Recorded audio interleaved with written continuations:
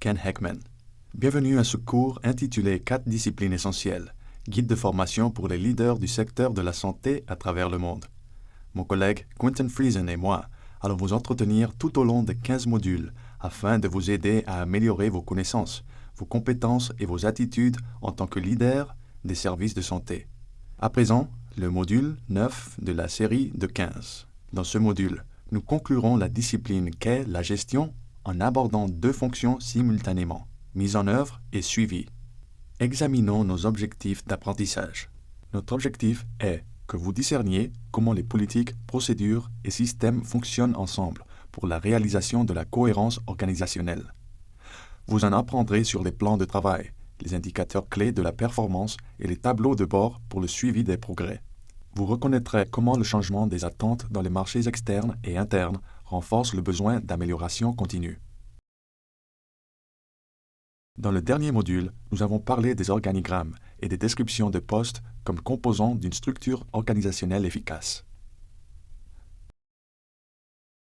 De même, les fonctions de mise en œuvre et de suivi nécessitent des politiques, procédures et systèmes qui constitueront les éléments de base de la réussite d'une organisation. Regardons de plus près chacun de ces composants. J'ai eu à travailler comme consultant avec une petite organisation qui disposait pas mal de politique. Bien qu'étant constituée de moins de 12 employés, il m'avait envoyé 2 cartons de politique à examiner avant la consultation. Lorsque je suis arrivé, j'ai trouvé une affiche dans la salle de pause qui disait « Notre politique est de respecter la politique. S'il n'existe pas de politique, notre politique est d'en créer. » Il est vrai que certaines institutions peuvent prendre les politiques trop au sérieux. Cependant, elles jouent tout de même un rôle important dans la gestion. En effet, les politiques représentent tout simplement des lignes directrices qui indiquent comment gérer des situations ou des problèmes récurrents et importants pour une institution. Si les directeurs doivent prendre une même décision encore et encore, il est probablement temps de créer une politique. Toutefois, les politiques doivent être perçues comme changeantes et non statiques. Elles doivent être révisées chaque année afin d'être mises à jour pour rester pertinentes ou éliminées pour éviter le gaspillage de ressources.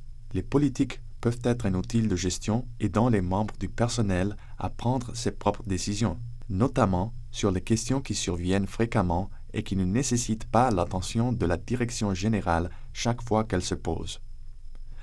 Comme exemple courant de politique dans les institutions de santé, nous avons les politiques relatives au personnel, les politiques relatives au personnel médical et les politiques de lutte contre les infections.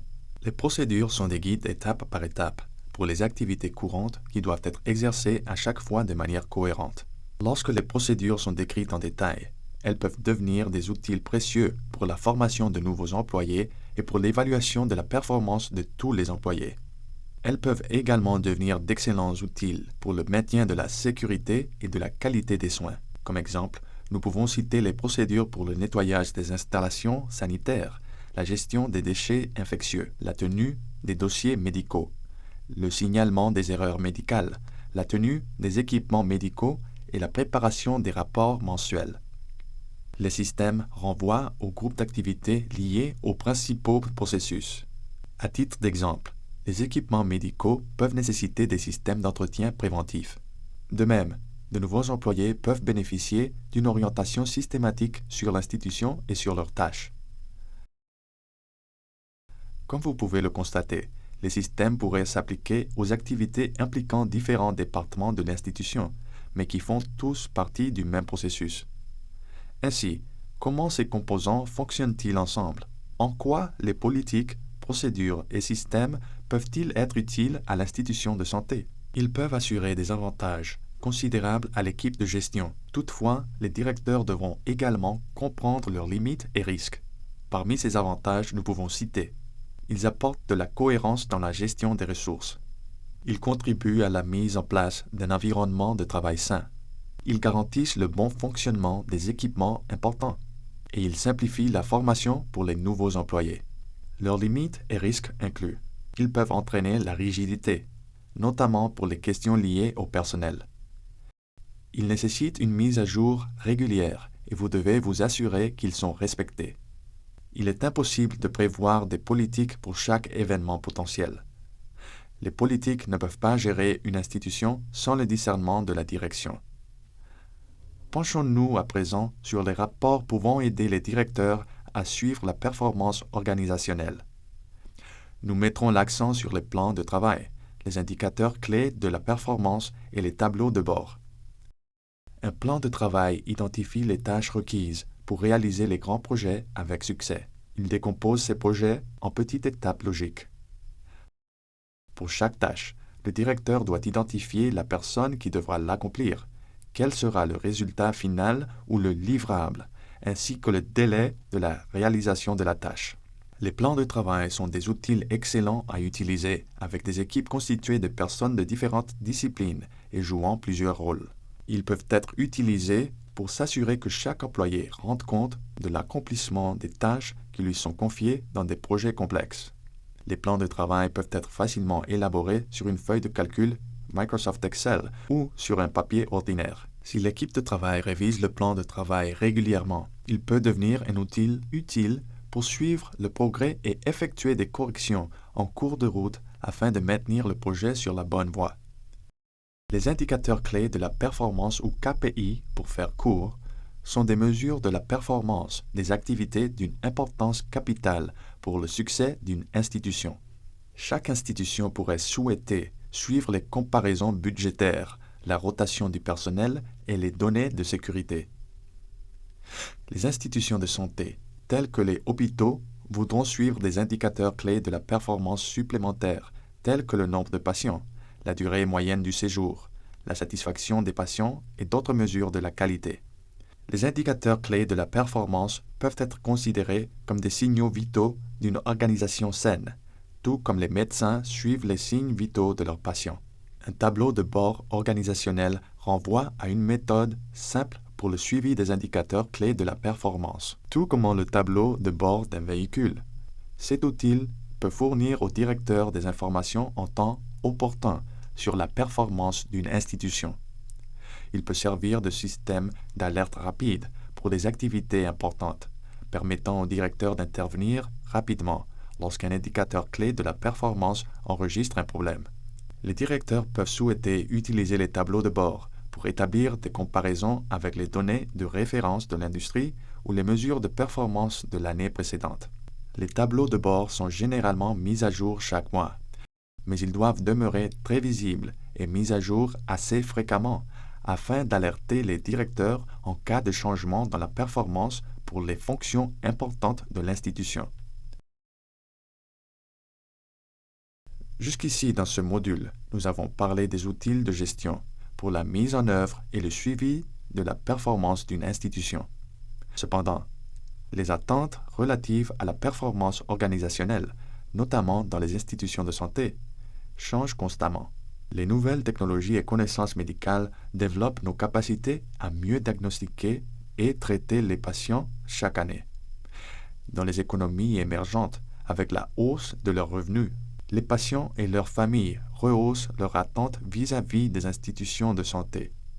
À travers le monde, les organes de réglementation et les consommateurs des services de santé démontrent un appétit insatiable pour une amélioration continue par les institutions de santé.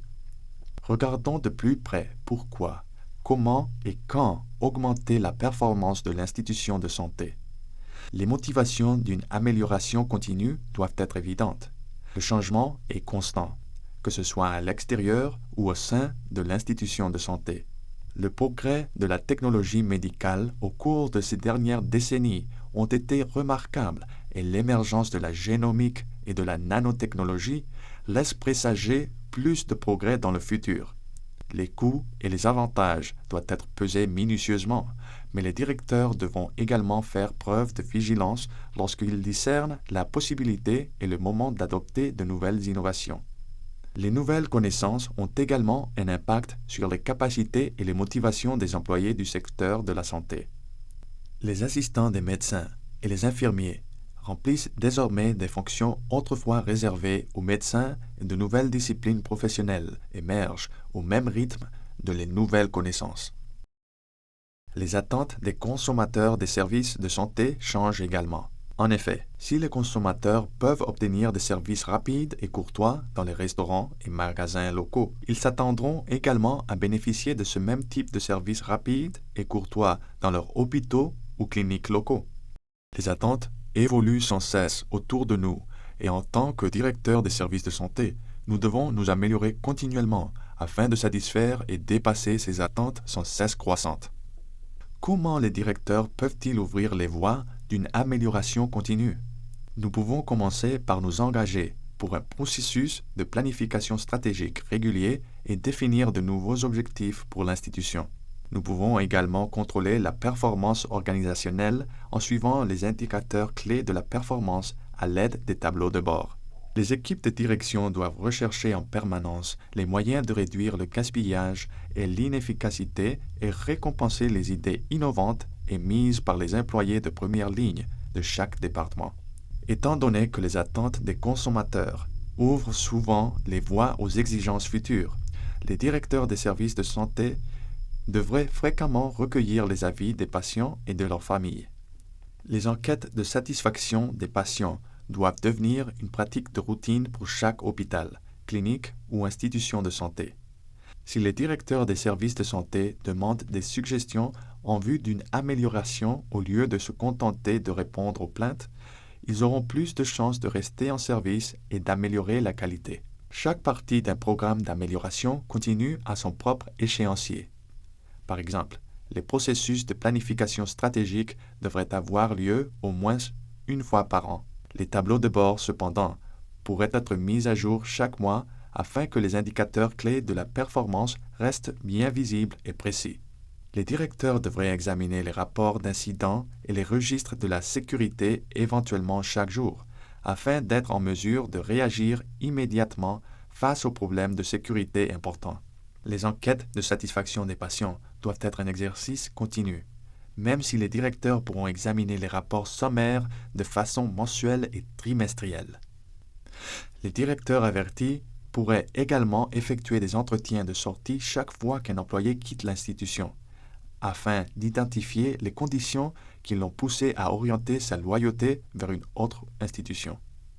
La gestion est à la fois un art et une science. L'apprentissage des outils de gestion et la maîtrise des compétences de planification, d'organisation, de mise en œuvre et de suivi de la performance organisationnelle peut durer toute une vie, tout en recherchant les voies et moyens pour améliorer continuellement l'institution de santé. Les directeurs des services de santé doivent également rechercher les moyens d'améliorer constamment leurs connaissances, compétences et attitudes personnelles afin de garantir leur performance professionnelle en tant que directeur. L'amélioration continue de la performance doit être un cycle vital, conduisant à une meilleure efficacité, année après année, pour les directeurs et leurs institutions. Penchons-nous sur quelques questions fréquentes à propos de la mise en œuvre et le suivi. Les politiques et les procédures semblent n'avoir aucun impact. Quelle est leur nécessité? Elles sont conçues pour garantir une certaine cohérence et les directeurs peuvent les utiliser pour aider les équipes à produire des résultats cohérents sous une supervision minimale de la gestion. Considérez les politiques comme des guides pour la prise de décision et les procédures comme des recettes pour l'accomplissement de tâches. En l'absence de politique claire, la prise de décision peut être lente et plus complexe qu'elle ne devrait. En l'absence de procédures claires, les travailleurs accompliront les tâches avec une grande variété de cohérence et de qualité. Comment puis-je trouver les meilleurs indicateurs clés de performance? Identifiez les mesures qui seront les plus importantes pour le succès de votre institution de santé. Il peut s'agir des mesures prises en compte par vos organes de réglementation ou d'indicateurs courants sur lesquels s'appuient tous les hôpitaux et les cliniques de votre pays pour contrôler leur performance. Posez-vous cette question. Si nous connaissons un échec important susceptible d'entraîner l'arrêt de nos activités, quel pourrait être cet échec et comment pouvons-nous assurer le suivi pour qu'il ne se produise pas? La réponse à cette question peut vous conduire à une liste appropriée d'indicateurs clés de la performance. Pourquoi devons-nous changer constamment notre manière de faire les choses, même lorsque tout semble bien fonctionner? Le changement est constant et ne doit pas être considéré comme un ennemi. Le changement des attentes représente également de nouvelles opportunités d'améliorer les services et de réduire les coûts, permettant ainsi à l'institution de santé de prospérer. L'amélioration continue peut vous protéger de la complaisance et vous stimuler pour l'innovation. Maintenez et consolidez les aspects performants de votre fonctionnement. Cependant, vous devez également reconnaître que le changement des attentes peut rendre certains processus obsolètes. Les directeurs doivent constamment équilibrer la cohérence et la curiosité. Ils doivent maintenir des systèmes efficaces tout en prévoyant une ouverture pour les changements à l'horizon. C'est ainsi que s'achève le module 9 d'une série de 15. Dans le prochain module, nous aborderons la discipline qu'est la durabilité. Merci de votre participation au cours sur les 4 disciplines essentielles.